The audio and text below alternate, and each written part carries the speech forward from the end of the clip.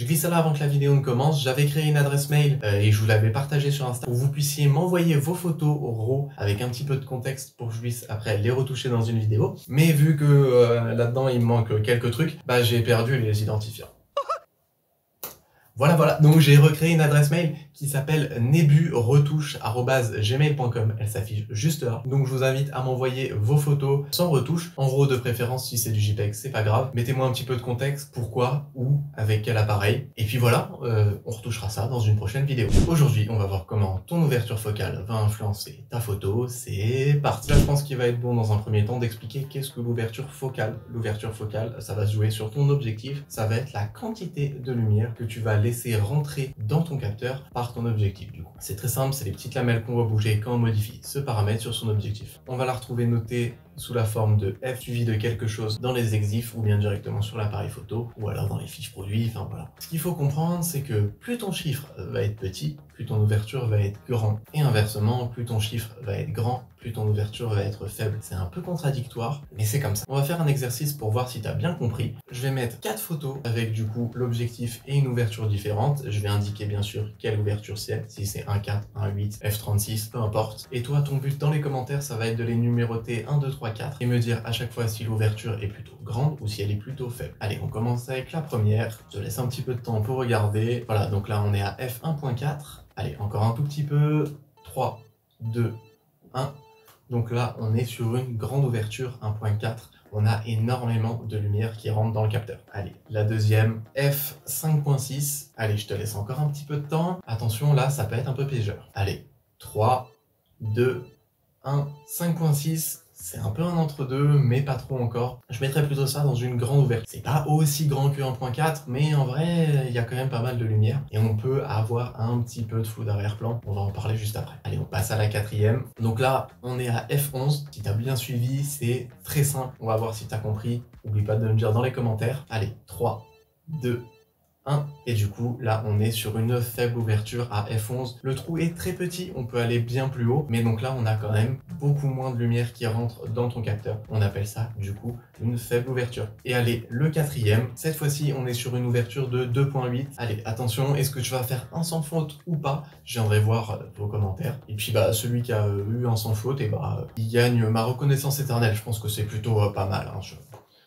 Franchement, sans vouloir me la péter, je pense que c'était plutôt un bon choix. Allez, je t'ai laissé pas mal de temps. Et ce que tu as eu juste, c'est ce qu'on va voir. Là, c'était une ouverture grande 2.8. C'est un tout petit peu plus que la première qu'on a eue à 1.4, mais ça laisse quand même passer pas mal de lumière et ça permet d'avoir un bon flou d'arrière-plan. Bon, là, sur l'exercice, je parlais de flou d'arrière-plan. Qu'est-ce que c'est? Je vais t'expliquer. On va commencer avec une faible ouverture, donc f8, f11, f22. Qu'est-ce que ça va faire à ta photo? Tu as beaucoup moins de lumière qui rentre dans le capteur. Donc, par exemple, si tu as une grosse source de lumière ou par exemple un sunset, en général, on va venir fermer parce que bah, si le soleil est bien en face, ton image elle va vite être cramée, donc on va chercher à fermer. On va aussi avoir une zone de netteté beaucoup plus grande, c'est ce qu'on va chercher par exemple si on veut faire du détail ou vraiment avoir beaucoup de choses en focus. On va aussi avoir peu ou pas du tout de flou d'arrière-plan, c'est ce qu'on va appeler avoir une grande profondeur de champ. Par exemple, en portrait, je sais que personnellement, c'est pas ce que je recherche. À ce moment-là, à part si on a un objectif avec une focale fixe, donc c'est-à-dire qu'on soit à 70 mm ou à 200 mm, par exemple f2.8 constant, là on aura la même ouverture tout du long. Si on prend un téléobjectif qui coûte beaucoup moins cher, par exemple, là on va aussi avoir un flou d'arrière-plan, même si on va être à f8, mais là c'est la compression qui rentre en compte. On a tellement un grand zoom, on a la compression des plans qui va venir créer un flou d'arrière-plan. C'est pour ça que même si on a un téléobjectif et qu'on a notre sujet, derrière on arrive à avoir un bon flou d'arrière-plan qui vient souvent aider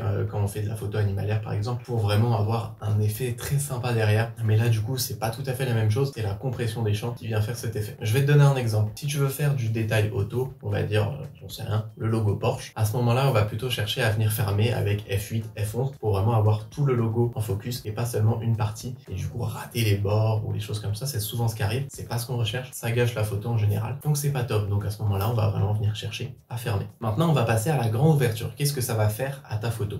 À ce moment-là, tu vas avoir beaucoup plus de lumière qui va rentrer. Vu que les pales qui viennent se fermer et s'ouvrir sont beaucoup moins présentes sur la trajectoire de la lumière, tu vas en avoir beaucoup plus qui va rentrer dans ton capteur. Mais par contre, tu vas avoir une zone de netteté beaucoup plus faible. Plus tu vas descendre, plus ta zone de focus va être petite et moins tu vas avoir de choses en focus. Tu vas aussi pouvoir avoir un bon flou d'arrière-plan. À ce moment-là, on va dire qu'on a une profondeur de champ champ faible. Je sais, ça fait beaucoup de faibles, grands. C'est un petit peu compliqué, mais tu vas voir en vrai, c'est pas trop compliqué. À force de t'entraîner, tu vas tout connaître par cœur. Par exemple, sur mes portraits, moi j'aime bien avoir un flou d'arrière-plan très marqué et vraiment avoir que mon sujet qui se démarque pour jouer avec les lumières derrière, avoir des beaux petits rings. Enfin voilà, c'est vraiment ce que je kiffe. Après, ça dépend des personnes, bien évidemment, et des fois, c'est pas toujours la meilleure solution parce qu'on a un élément derrière qui va venir harmoniser, mettre du contexte et apporter un plus à ta photo. Mais c'est quelque chose qui, pour le coup, dans mes portraits, me tient vraiment à cœur, avec lequel j'aime vraiment travailler. D'autant plus maintenant que j'ai mon 105 mm 1.4 de chez Sigma. Vous connaissez mon amour pour cet objectif. J'adore. Donc, je l'utilise souvent pour des portraits maintenant et pour avoir un bon flou d'arrière-plan à 1.4. Ou encore, un autre exemple pour l'astrophotographie. On est dans le noir, il fait sombre, il n'y a pas de lumière parce que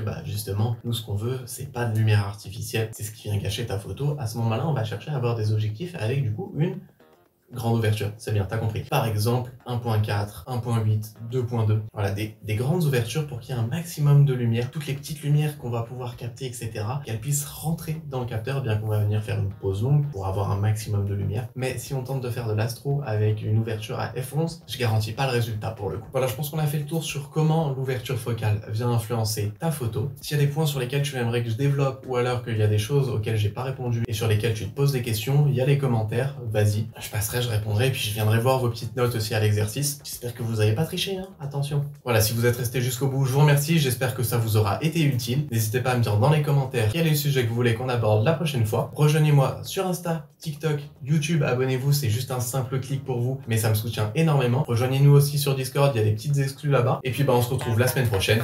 Enjoy.